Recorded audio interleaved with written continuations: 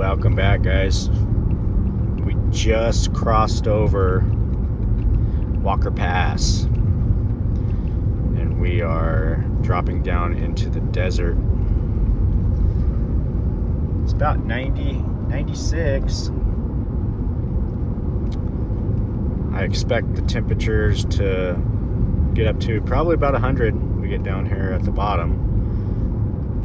And we are en route to Mammoth. It's Sunday afternoon, and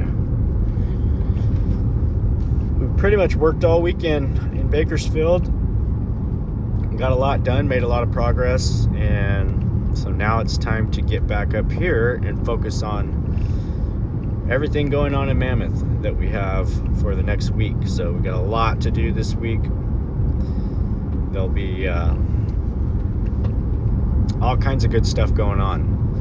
No shortage of content, I would imagine, this week. Just all kinds of things going. And I'm actually looking for framers, concrete guys, electricians, plumbers. I put a post out on Facebook and kind of did it a little differently than I normally would do, and oh boy, I'll tell you what, I don't know what's going on in the rest of the state or the rest of the country, but I've never had a response quite like that. I think I've had, I would say, close to 200 people in the matter of like 3 or 4 days that have reached out looking for work. And it was kind of strangely odd that there was that many people looking for work. So I've been filtering and vetting and talking to people and trying to respond to everyone. Finally got to the point where I just respond with a message telling them to send me a resume, because I get people from all walks of life looking for work. And what we need journeyman level carpenters, journeyman level electricians, and basically journeyman level skill sets across the board. And I get a lot of people with, don't have any construction experience, and I'd love to help, but right now with the workload that we have and we're under a lot of pressure, we've got to have skilled folks involved. And I'm not turning the people away that are not necessarily experienced, because we also need labor, just general labor. But now I've gotten to the point where I'm just telling everyone to send a resume, and we'll have the office go through it. We're going to start our database. I have a database. It's in my phone, and I've got thousands of contacts in my phone. But a lot of times, it's hard to recall all those contacts when you need somebody for a certain job, especially when you have thousands of contacts. It becomes a real struggle. And I've been wanting to do this for a while, and we're finally going to do it. And we're just going to take all the resumes, and we're going to be building a file storage system, basically a main file with the employee database, and then we are going to categorize per trade. And if there's guys in there that have multiple trades, then we're going to put them under multiple trade categories. We're going to put that same resume in multiple files. That way, if I'm looking for a plumber, but some guy reached out to me a long time ago and he's a framer and he's a plumber and he does drywall, well, when I go into my drywall file, his name will still show up, and if I go into my framing file, his name will also show up. So that we're going to be intensely working on that over the next 2 months, and my goal is to build the best employee database that we have ever had. And I really feel like it kind of just all clicked for me. I've been wanting to do something like it for a long time, and never really wrapped my mind around how I wanted to do it, and it finally like all just kind of like clicked for me one day. It was actually a couple days ago, but so I got the structure put together and got it to the office so that I got them dialed in on what they need to do, so they know what to do when these resumes come in. They know, you know, how to file it, and this will help us when we want to find these people, you know, later on when I'm looking for a certain trade or a siding guy or a plumbing guy. I'm going to have all of these people that have reached out, and I'm going to have them categorized by what they do. And essentially, I feel like it's just going to make things so much better. Like I can feel it. It's going to work. It's definitely going to work. So been struggling with that. You know, we've always struggled with manpower. You know, we get, sometimes in the summertime we'll have up to 30 to 35 employees, and then typically, you know, we drop back down to about 12 to 15 in the wintertime. So I think we made a breakthrough, and I'm looking forward to putting this database idea into action and basically responding to this immense influx of people that reached out looking for work. I think it's just going to be, I feel really good about it. So just wanted to share that with you guys. We are on the 395, and it's 100. I told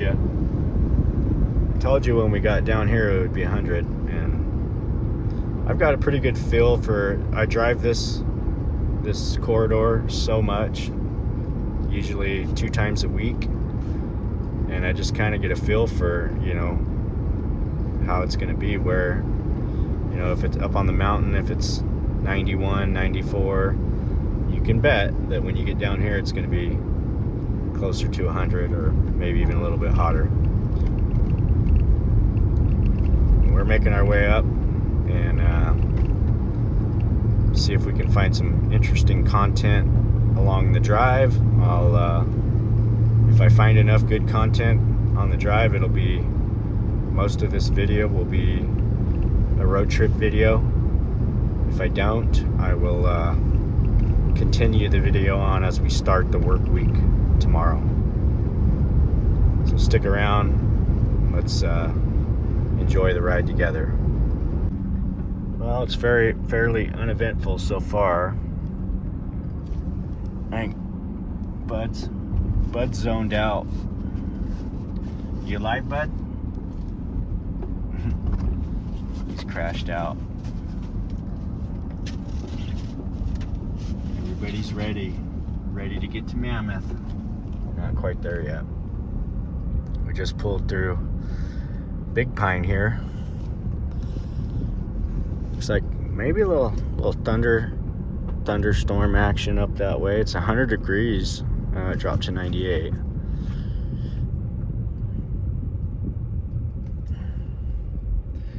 You gotta pay attention. You end up running somebody over.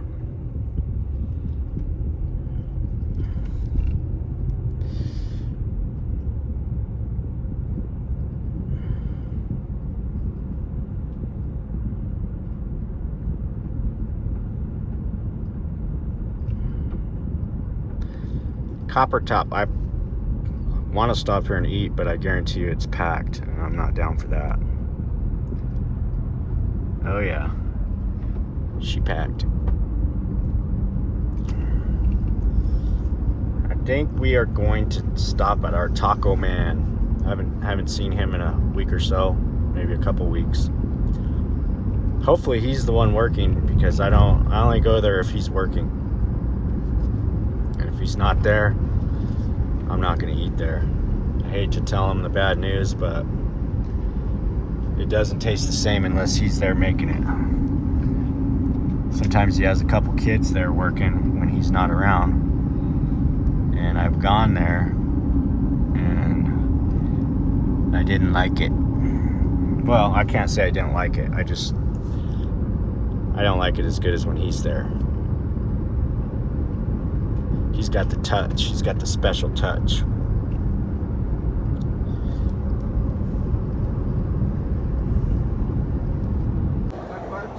Made it to my taco spot.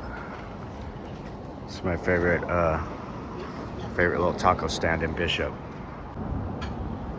All right, to get my Coke with the real cane sugar, supposedly. It says on the bottle it's real. I've had a comment, somebody said that it's actually not, but it says it on the bottle, so I'm gonna keep believing that.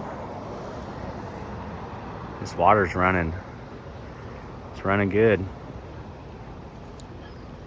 So yeah, if you're passing through Bishop, you see this yellow taco stand right here.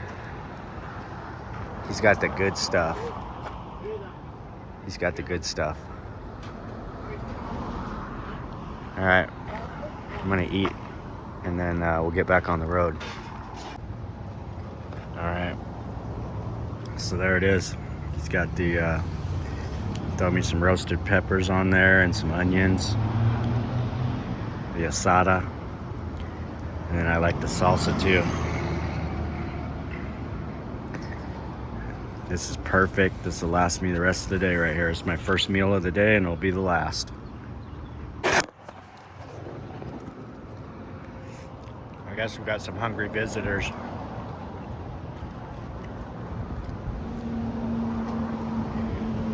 You never know what you'll see in Bishop. No. It's okay. You don't like tacos, do you? You want some tacos? I think he wants some tacos.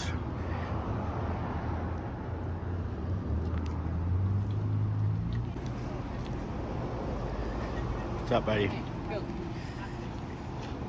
That's your goat? Huh? That's your goat? Yeah. That's pretty cool. Yeah. He likes hanging with the dogs, huh? Yeah, I know. It follows the dogs everywhere.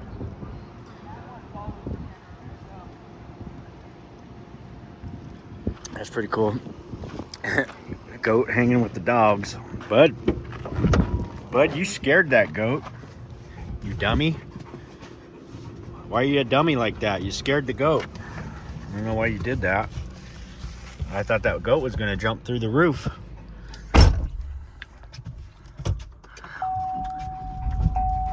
I've never really seen a goat hanging out with dogs like that. There was 2 other dogs and that kid come walking over here. And the goat. There was all 3 of them. Plus the kid.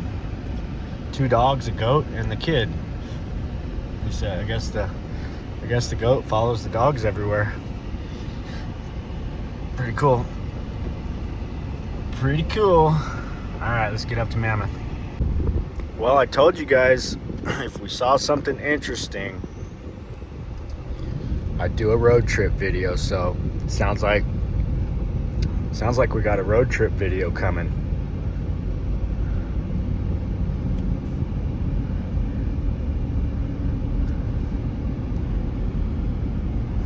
Degrees here. When we start going up the grade, it'll drop about 15-20 degrees, which is still going to be warm for up there. If it's 80 up there, that's warm. They got this. That's a shooting range. Looks like they're having an event today or something, but definitely something going on. You don't normally see a bunch of people out there like that. I've never been to that shooting range, but I'd like to go. I don't know if you have to be a member. I have to check that out. These mountains are just, they look majestic right now with cloud cover over the top. And you can see the snow-capped. Sorry about the glass, I cleaned it.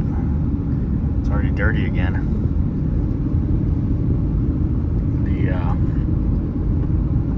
Still got the snow melting its way down there.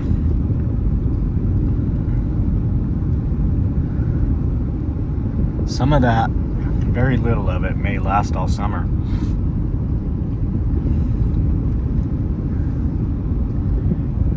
can see over here, we're headed over there, and I would say it could be even raining up there, so that'll be fun. I'll definitely get some video of that if it's raining. I don't know, guys. That looks like moisture to me. I can't believe we're not gonna get into some rain up here. It seems like we're definitely gonna see it. You can actually see over here, you can see the rain coming down. It's pretty dark. Love it. Love this time of year.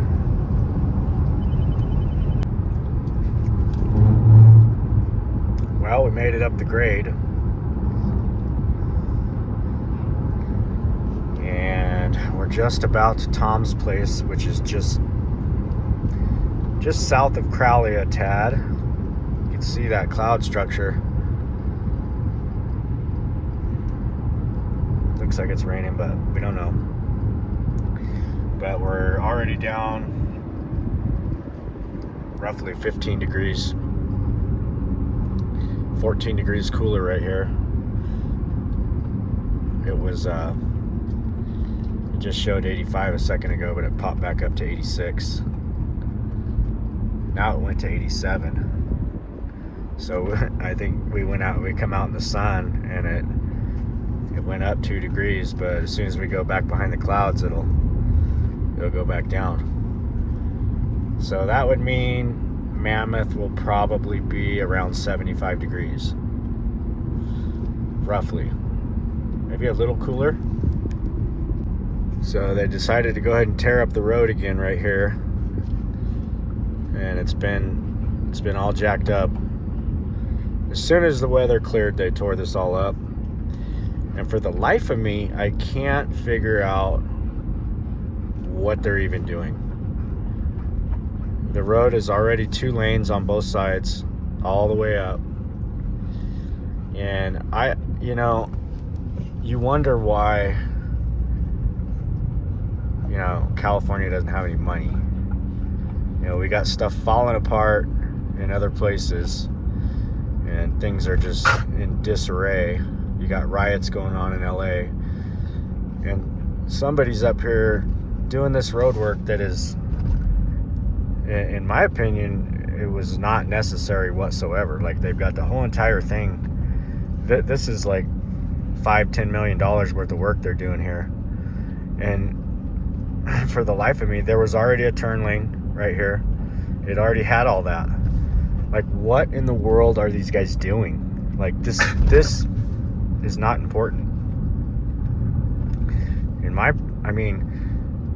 It's like, who's making these decisions to do this stuff? Like, there's nobody here. Like, this is just Tom's place is right there, and the road just passes by, and there's literally no reason to do all that. Like, who makes these decisions? Because that, to me, was completely unnecessary. And that's what's wrong here. Like, the people don't have any control over what the government is spending the money on. And I'm sure if you started putting this stuff to a vote, the people that live around here, and they can tell you what needs to be done, and all you got to do is have a town council or something like that. Oh, I'm out of gas. Good thing I'm almost to Mammoth. But you have a town council or whatever, and everybody gives a public opinion, and then you pick out of the stuff, you pick 10 things, and then you have a vote on those 10 things, and whatever gets the highest vote, that's what the money gets spent on. Like, why are people working for the town, working for the county, working for whoever? Why are they making these decisions when most people would tell you that was 100% not necessary to spend $10 million right there? It was just like this. Everything was just like this. And it was perfectly fine the way it was before. It's just like how we're driving right now. There was no reason to do anything right there. And it actually infuriates me what they do. You know, how they spend the money, the high-speed rail, you know, that high-speed rail. I mean, come on, guys. That thing's been going on. That's the biggest money grab that I've ever seen. You got Pelosi and Feinstein. Their husbands are the ones that are actually in charge of the construction on that high-speed rail. A lot of people don't realize that. And they are connected to Gavin Newsom by marriage. I think it's Pelosi that is, but you know, they're all married in, they're all together in on it. And that high-speed rail is a complete money laundering scam that enriched those politicians. You want to tell me Nancy Pelosi got to $100 million net worth by being a representative of the government, where she makes like $200,000 a year? I mean, when are we gonna stand up and tell these people we're not having it? When are we gonna see these people get arrested? You know, like I saw a video today of Maxine Waters getting locked out of an ICE detention facility, and I thought it was hilarious. She thought she was gonna go in there and check on the well-being of, you know, like these guys aren't doing their job like what they were ordered to do. You know, they're all government employees too. And, you know, they were given orders. They did what they did. They made arrests. They deported people, whatever they did. And she's going to go in there and make sure it's okay. I mean, she don't even look like she could complete a sentence without a script right in front of her. She's worse than Joe Biden was. But I mean, she was just completely dumbfounded that she basically got locked out of the building and got turned away. And she realized that she didn't have any pull. She was going to go make a big scene, probably have a big protest, and they just shut the door and locked it, and that was it. She had to walk away, and I just thought that was hilarious. And you know, the more that we do this, these people need to become irrelevant. Like, these people are not relevant for the most part. You know, they got into politics, they lied, and once they got in there, they're not representing you. They're representing their special interests that give them all their money. You know, none of this government, none of it works in the favor of humanity, works in the favor of the best interests of the American people. It's a joke. The special interests, the lobbyists, all of these people have turned politics. I mean, they haven't turned it. It's been like this since day one. And, you know, I'm just waking up to it. A lot of people are waking up to it, but this has been going on forever. It's nothing new under the sun. But, you know, I guess because I'm waking up to it, I'm starting to want to talk about it more. And, I mean, let me know what you guys think in the comments, you know. And I'm sure somebody will comment that I shouldn't be talking about politics or this or that, but guess what? I'm going to talk about it. I'm going to talk about whatever I want. It's my channel. It's me. This is who I am. And I mean, if you don't like me or the way I, you know, present myself, you're welcome to not watch the channel. That's the great thing about YouTube or freedom of expression or whatever you want. You know, it's awesome because you don't like what I'm saying. Guess what? You just turn it off. And but feel free to leave a comment and tell me what you think, whether you like what I'm doing or if you don't like what I'm doing. I like to hear it. I like to hear both sides, and I'm happy to hear it. And if something resonates with me, you know, I change my tone, or I'll change the way I do a certain thing, you know, just because you know, I don't know everything. I'm learning as I go, just like everybody else, you know. And that's my 2 cents on things. And hope you guys enjoyed this little road trip. I know I've been a little long-winded, and let me know what you think about that too. Would you like me to not talk as much or not get as involved in these conversations? I feel like, like we're having a conversation, and I can just speak my mind, and you guys you may not know me personally, but if you followed me long enough, I guarantee if we met in person, you'd probably feel like you knew me for, your whole life. But that's a whole nother subject, I guess. But anyways, we got up here into the rain, and it's 83, just dropped to 82. So temps are steadily dropping. We're backing up under the clouds here, and we're gonna be pulling into Mammoth here shortly, so I'm gonna wrap this video up. I really hope you guys enjoyed taking this trip with me today on a beautiful Sunday, and I look forward to getting some new videos out next week for you. So stay tuned for more stuff, and we will see you this coming week. Yeah, look how dark that is over there. See you guys soon.